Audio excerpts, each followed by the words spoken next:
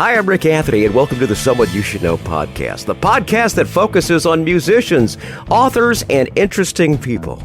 We like to say we're making a difference one artist at a time. So sit back, have a cold one, and get ready to meet someone you should know. Welcome to the Someone You Should Know podcast, the podcast that shines a spotlight on incredible talent that you might not have discovered yet.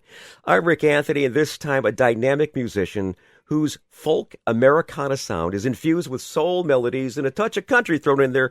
And he's captivating audiences everywhere. He's got a brand new album called Gypsy Soul. We're going to hear several tracks from that. So will you please welcome an artist who provides not just a performance, but an unforgettable journey through his music and emotion, Mr. Jonathan Moody. How you doing, guy? Oh, thanks for having me, Rick. I appreciate you. So glad to have you. Your music is really, really great. And I keep going, why isn't this on the radio? Why isn't this on the radio? So all you music directors, take note. All right, here we go. You should be playing this. Thanks for the shout out. Okay.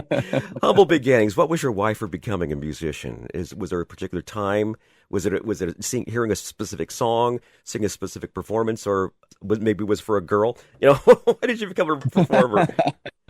I think that's what most people think. Hey, you started learning guitar to meet girls, But no, it's funny. I started learning like guitar and stuff when I was about 16, so kind of midway through high school, and but I had never performed before my late 20s. Wow. And I got laid. So I graduated from texasa&m, did the real job after college, quote unquote real job, and I got laid off at the end of '08. And I don't know if you remember '08. Yeah, that was a really rough time. Yeah, exactly. Not very fun. People weren't hiring a lot in '08. Yeah. So I got laid off from I just taken a new job. I had a landscaping business, sold that business, and then I just took a new job, and it was a sales job. And they said, hey, a month later, they said, hey, we got company-wide layoffs. We got to let the newest person in each market go, and you're it here. Sorry.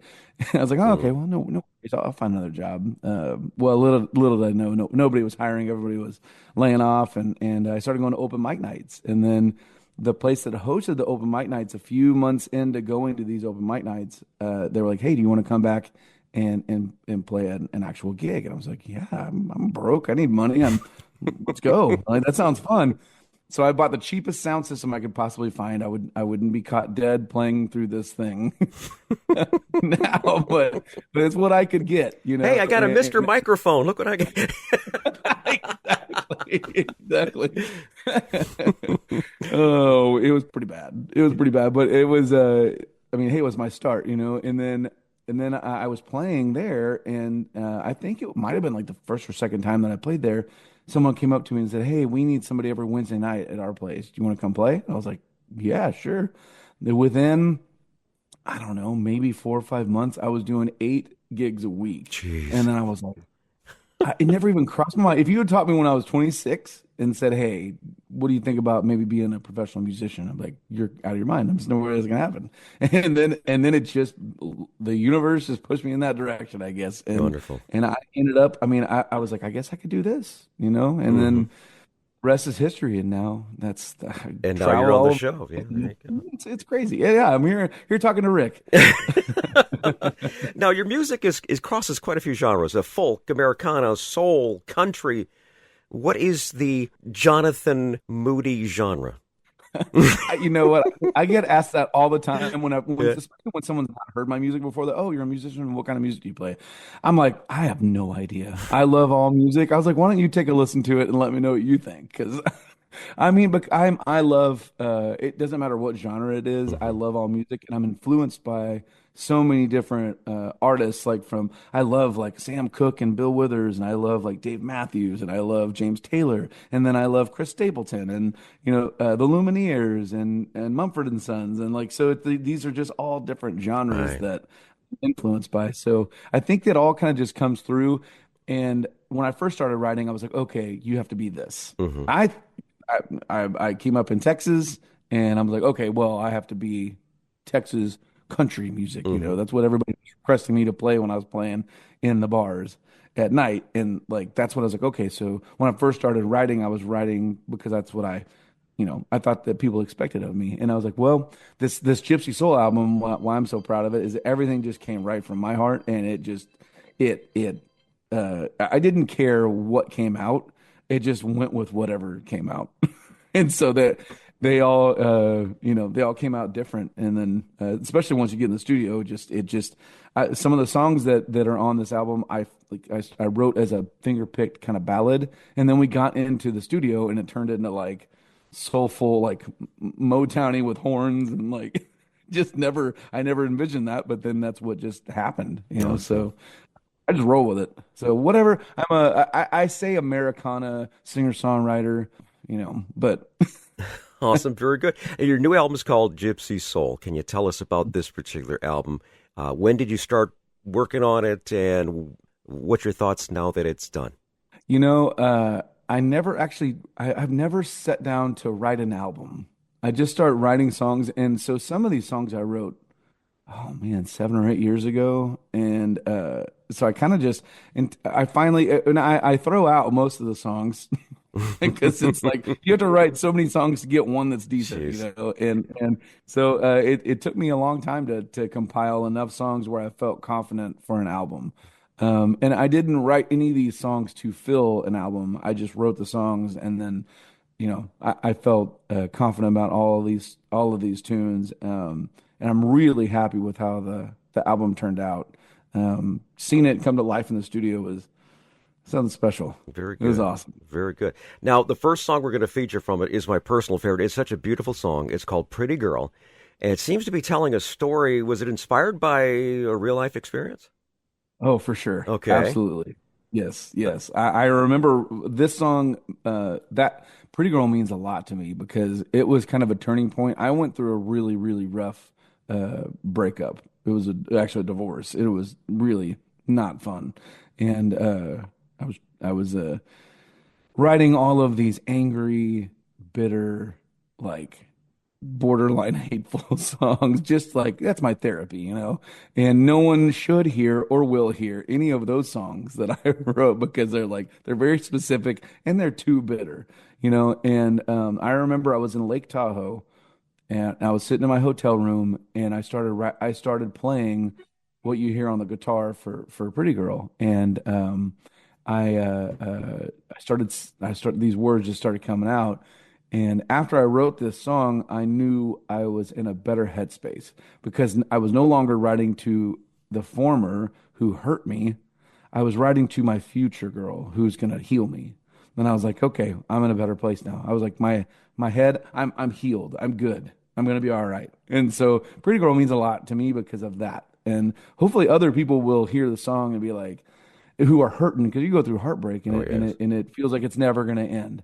And your heart's broken at that moment. But if you start thinking about, hey, you know what, somebody in my future is going to come along and make this all better. And so hopefully it connects with a lot of people that, um, you know, uh, we've all been through heartbreak in one form or another. And so you just got to look for the future to get healed. And now you're engaged. That's right. Yep. Hmm. How about a shout out to your future bride? Oh, yes. Her name is Gabby. And yeah, she turned out to be the pretty girl. Awesome. Very good. Well, for Gabby and all the pretty girls out there, here is Jonathan Moody from his album Gypsy Soul right here on the Someone You Should Know podcast.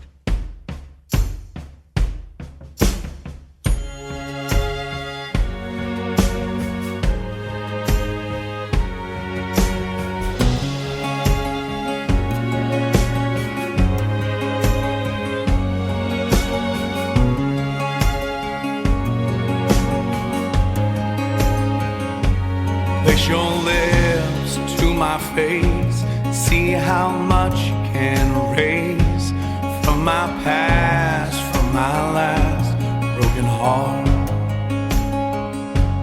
Throw my cares to the wind. Help me love the life I'm in. Make me smile for a while. Pretty girl, pretty girl.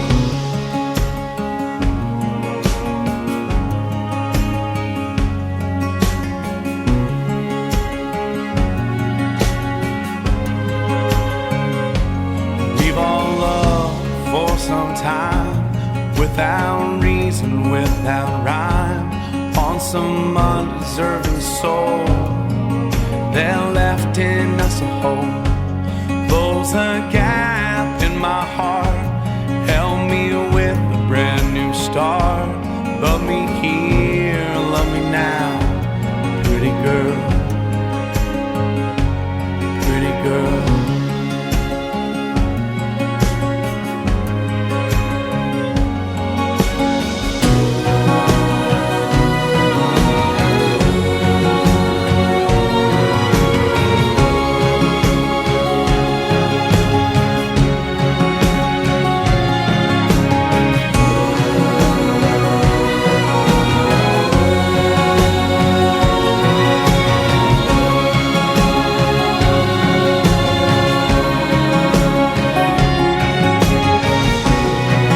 Got so much left to give, got so much life to live, with you by my side.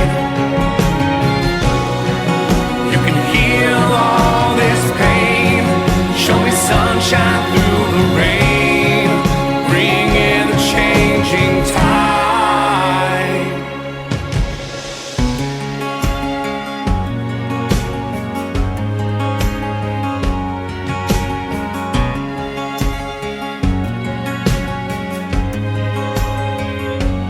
Place your lips to my face, see how much you can erase from my past, from my last broken heart.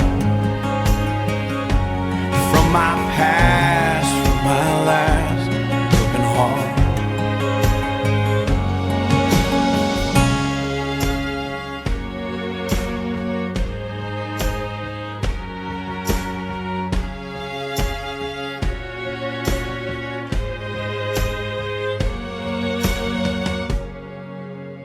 Great song right there from today's Someone You Should Know podcast guest, Jonathan Moody. The song's called Pretty Girl. It's a very pretty song, and it's from the album Gypsy Soul. We got some more great music from Jonathan on the way, but before I want to do that, we're going to go ahead and say thanks so much for tuning into the Someone You Should Know podcast.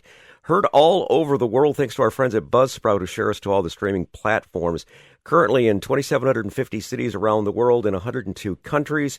Blows my mind. Want to salute a couple: Muscle Shoals, Alabama; Hollister, Florida; Kipling, Saskatchewan; and Villa Carlos Paz in Argentina. The Someone You Should Know podcast heard wherever quality streaming audio is available. Like I said, we're talking to Jonathan Moody. His album is called Gypsy Soul. You went to school at Texas A&M, and how did your life in college, you were actually an athlete in college, how did that prepare you for being a musician as far as being disciplined and being ready to handle boxing? If you're a football player or something like that, you might be able to handle someone who's rushing the stage.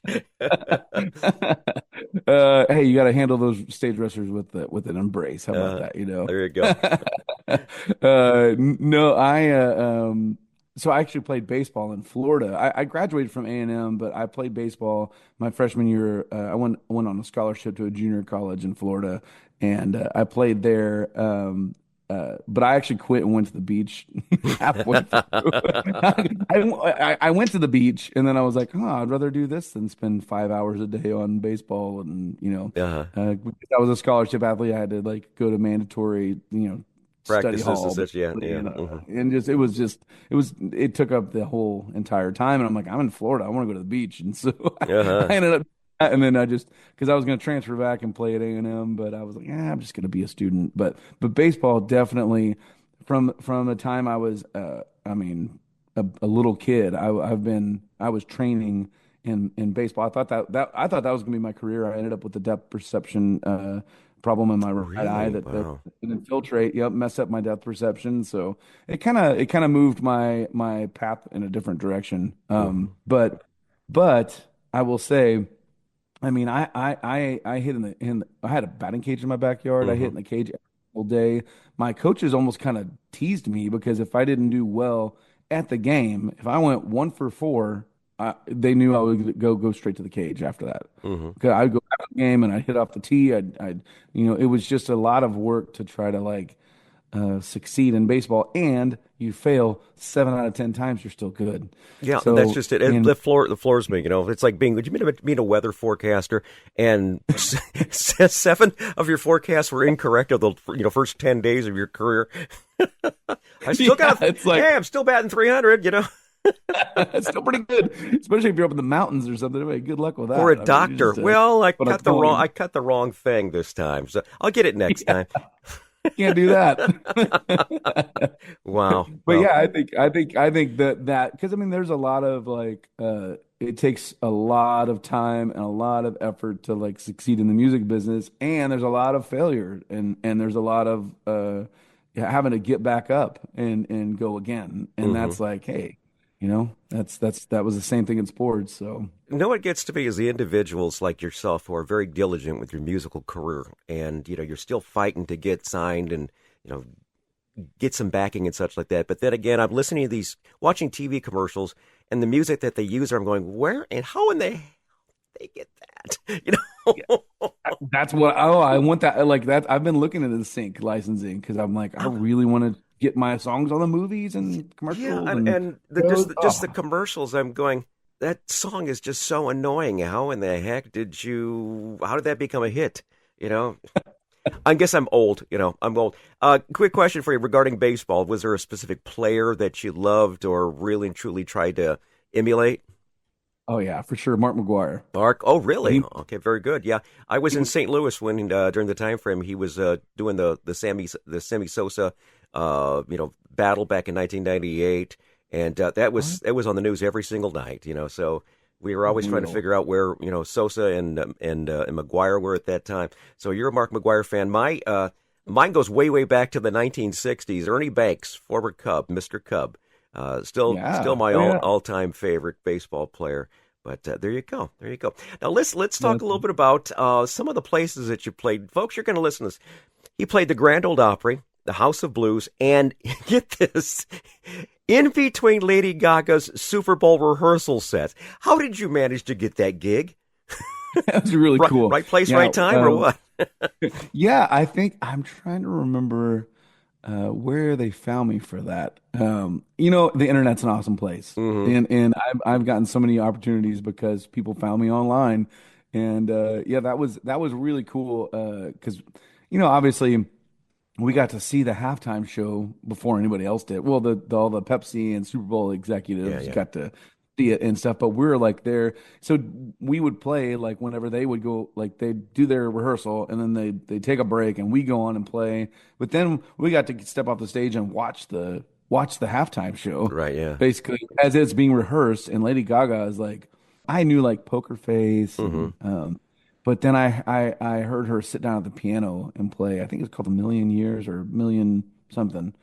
And I was like, whoa, this girl she has been classically trained because hmm like her piano and her vocals like unbelievable. Yeah, so that was a really cool one, and we got the little badges, the Super Bowl badges, and back like it was really cool. Did you That run was a into neat anyone experience. famous? Did you run into Gaga at all?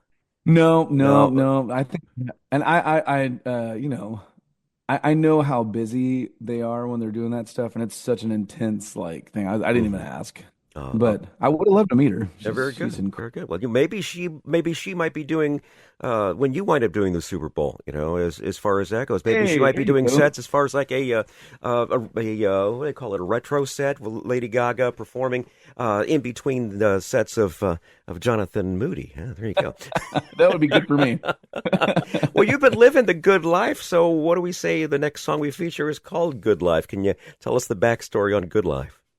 Yeah, absolutely. I pinch myself every day. The fact that I get to do what I do, I travel around and play music for my job, just seems almost unfair. It's my favorite thing to do, and that's what I get to do for my work. And so life is good. And this was, at the point when I wrote this song, I was single, and I was kind of looking. I was like, hey, life is good. But that's a good place to be when you're single, to feel like you don't need somebody to make your life good. But come along and they make it even better. That's where you really get what you need. And so that song is really about like, hey, being okay in your life as it is, and then someone comes along and makes it even better. That's the That's whole the good life. story Absolutely. behind that song. All right, very good. This is from the album called Gypsy Soul's Jonathan Moody with Good Life on the Someone You Should Know podcast.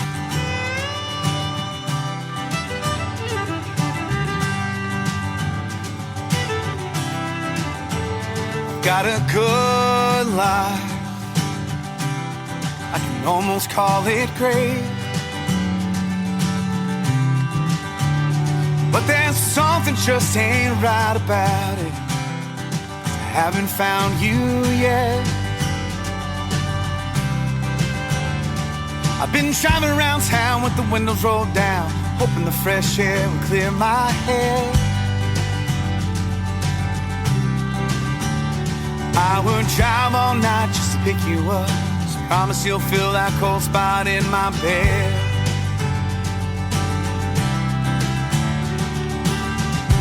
Please tell me the wait is over. Tell me you're finally here. Please tell me you've been waiting for me, like I've been waiting for you.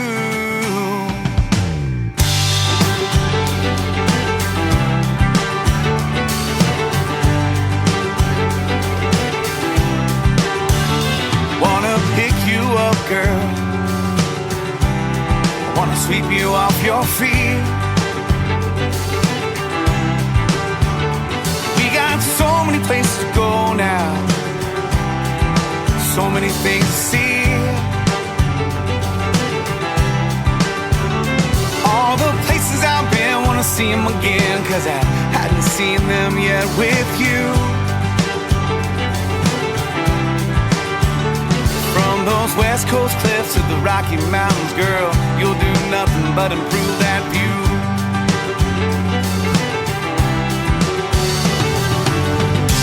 Please tell me the wait is over. Tell me you're finally here. Please tell me you've been waiting for me, like I've been waiting for you. Like I've been waiting for you.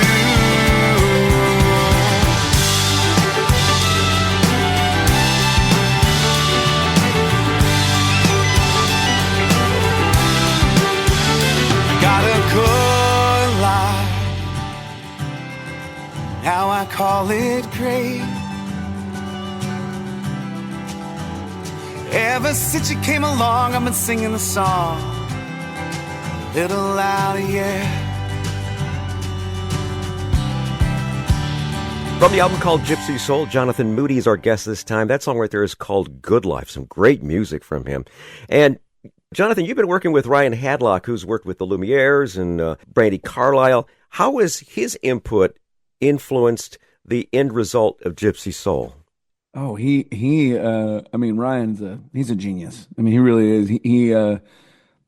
It's interesting how producers think. You know, they think completely different than the artist does normally. And they'll just be like, "Hey, this."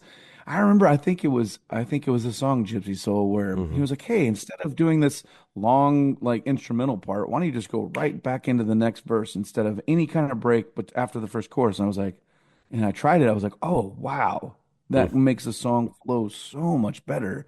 And that's why producers, they do what they do. That's why they make their money. Yeah, exactly. Exactly. And that, like the small little things, or like, hey, try to sing this note here, or just the way they think is it's getting into like the minute details too, that I'm ADD, so like big time. Like I see big pictures all the time, to like hone in on like little tiny details is not my strong suit. And for someone like him, he is just a genius at it. So and the music that he's put out, he puts out these albums that are like awesome front to back, and that was pretty cool. That's got to be a tough job too, because you've got to deal with people's egos, especially when you've actually got a couple of tours, a couple of gold records and stuff. You have to deal with their egos.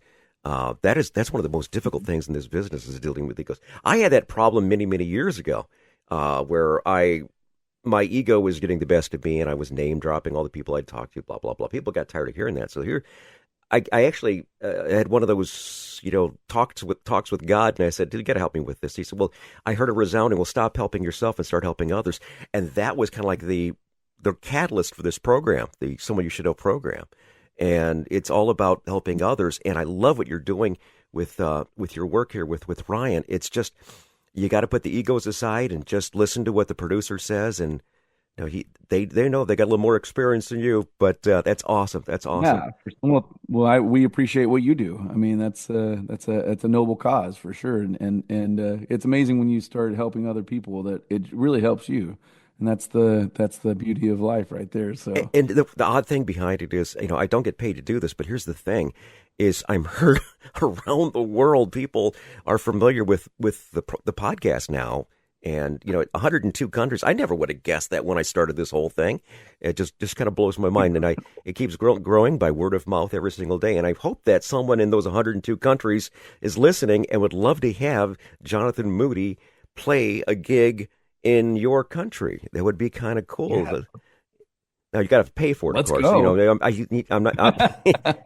He's not like me. He doesn't work for free, as far as that goes. You're gonna have to help him get across the pond, Okay. Now let's go anywhere, anytime. Awesome, very good. You've played some incredible gigs, like we said, but also there's been times where things didn't go quite as planned. This is one of my favorite segments. It's called Tales from the Road. These are those infamous road stories where things didn't go quite as planned. Jonathan, what would you say might be your tales from the road? Oh man. Well, there is one quite a scramble. We were playing a corporate event for Applebee's actually, and we were at Beaver Creek in Beaver Creek, Colorado, outside of Vail, and we were on the ski mountain, basically like I don't know how many feet up the mountain we were, but we were up at the Saddle Spruce Lodge. Can't remember what the elevation is there, but it's up there. And you can't just take a car and just drive up to this place. You have to be shuttled up to the place. You have to have like a 4-wheel drive, Sprinter, or something. They were shuttling us up there to get there. Well, I think it was like a big 7-piece band that we were doing, and well, we had drums and fiddle, and we had like a hand percussion set up, and well, there was a hurricane in the Houston area that delayed my drummer. Oh. And then there was an issue in Seattle where my hand percussionist was coming from. His flight got canceled. Jeez. So I'm like, oh no, this is bad. And we got this great big corporate event that I'm doing, and on a beautiful setting. We got the whole stages set. We got the drums backlined and the congos and the congas and bongos like backlined. So we have all these drums up there, but no drummers. Oh, jeez. Both of my percussionists are like delayed or canceled. So I spent the entire morning, and I luckily had enough connections and networking to like go ahead and try to find somebody else. So I did find a drummer and a hand percussionist, one in Denver, one in Vail, and they got Beautiful. there, and they filled in, and finally my drummer came in after the first set, and he jumped back on the drums and finished out the set, and it all worked out. Wonderful. And nobody knew Jeez. that like something was wrong, but that was a scramble. All the smoke and mirrors that we go through to get our performances just right. Real good. Yeah. And I actually spent a lot of time I actually write most of my songs up in the mountains in Colorado. I'm inspired up there, so I spend a lot of time up there, but it always takes me a few days, really. And then sometimes I forget that, hey, you're at like 11,000 feet sometimes, exactly. and I'm trying to hold a high note, and I'm like running out of air. Uh-huh. And then I remember, I'm like, oh yeah, there's not much air up here. Absolutely. And that's hard to sing up there, but it's amazing. Oh yeah, it's one of the most beautiful places in the world. So with the new album out, I imagine you're going to be doing some touring in 2025. Any idea where you might be going? Anywhere that'll have us. All right. Really. I mean, we're just open to. I mean, because we've been doing mostly corporate and private events over the past 7 or 8 years, Mm-hmm. and that's where most of our travels take us. But we are hoping to do more. I played I've played a couple of original shows at the end of 2024, and we've got one coming up in February here, actually in the Woodlands, concert in the park. We're doing an original show there, and then but we're definitely wanting to fill the calendar with more original shows. We're not going to stop doing our corporate and private stuff, but we're definitely wanting to fill, at least piggyback. Hey, we're going to be in Chicago. You know, if we're going to play in a corporate event in Chicago, let me know some good venues, and let's book a show out there, and anywhere, anytime. Anyone listening in that would like to book you for a corporate gig or private gig or something like that, what's the best way to reach you? They can go to my website, jonathanmoody.com, and there's a contact form there, or booking at jonathanmoody.com is the email address to reach out to. What other socials are you on? We're on Instagram and TikTok now that it's back. We got Facebook, and then all the streaming platforms, and then YouTube, and we're all Jonathan Moody Music on Instagram. All right, is the We're good. We'll put all that information in the show notes, so anyone listening in, whatever platform you like, we'll get you to Jonathan Moody as far as that goes. Now, the final track we've got is called Off the Shelf. Backstory behind that one, Jonathan. Yeah, so I was just kind of thinking about how it is a powerful thing to get outside of your comfort zone, and a lot of times you don't reach your full potential until you step outside of what you're comfortable with. And this song is just talking about like doing instead of thinking about doing. And I meant to mention that earlier, but Good Life was actually produced by Scott Graham in Austin at Orb Studios. That was an incredible experience as well. So, but Off the Shelf was in the Seattle area with Ryan Hadlock, and it was really cool. It turned out like kind of poppy a little bit, and just like we had some incredible musicians playing on it, and it's definitely my poppiest song, I would say. Awesome.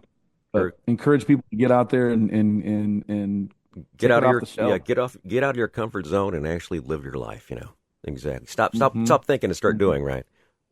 Exactly. Awesome. Very good. Well, we've been speaking with Jonathan Moody. He has got a brand new album up called Gypsy Soul. Go ahead and get yourself a couple hundred copies of it for everybody in your family, and get this guy to a town near you. And you could do so by once again going to his website, which is jonathanmoody.com. Correct, Jonathan? That's it. Awesome. Mm-hmm. Very good. Thanks for being on the podcast, man. We really appreciated your time. Yeah, thank you, Rick. Appreciate it.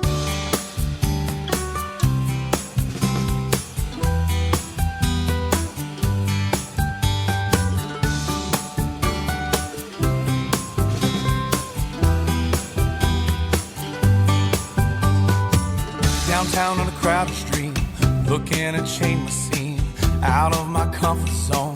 I will not be alone for long. Take a deep breath in, forgiving all my sins. I've been knocked around, don't stop myself and try again. People everywhere, they all stop and stare, looking at everyone else, too occupied to see themselves.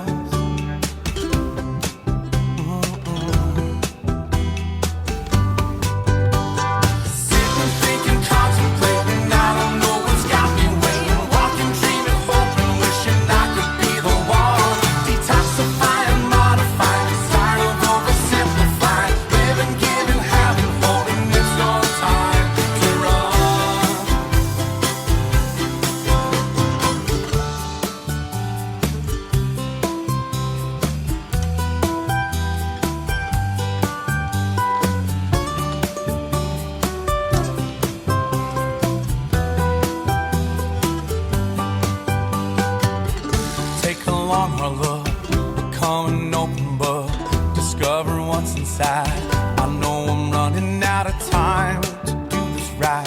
Gonna put up a fight, live life with no regret, make a mark that time cannot forget.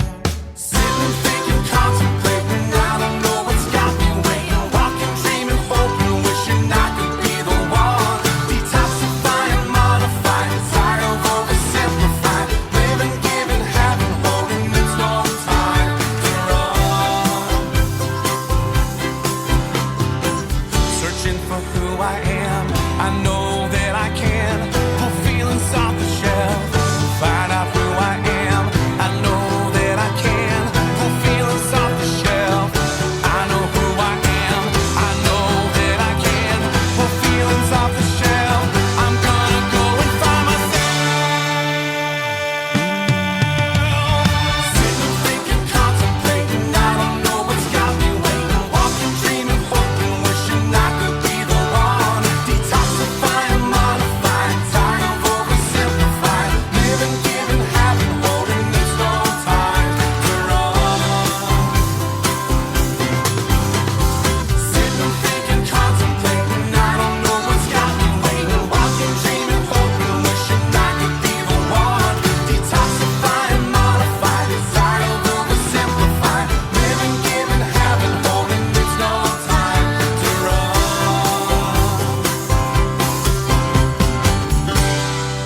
Hi, this is Rick Anthony, thanking you again for listening to this episode of Someone You Should Know. Now, if you're an aspiring musician or an established musician that's looking for a little exposure, I invite you to drop us a line at someoneyoushouldknowpodcast@gmail.com. That's someoneyoushouldknowpodcast@gmail.com. Also, I invite you to tell a friend about the Someone You Should Know podcast. I thank you for tuning in this time, and I invite you to check us out next time on the Someone You Should Know podcast, because you never know who's going to show up. Until next time, remember, God loves you, and so do I.